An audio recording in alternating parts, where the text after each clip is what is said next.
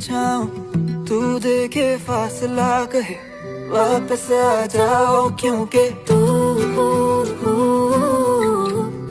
ए कीता वे मजबूर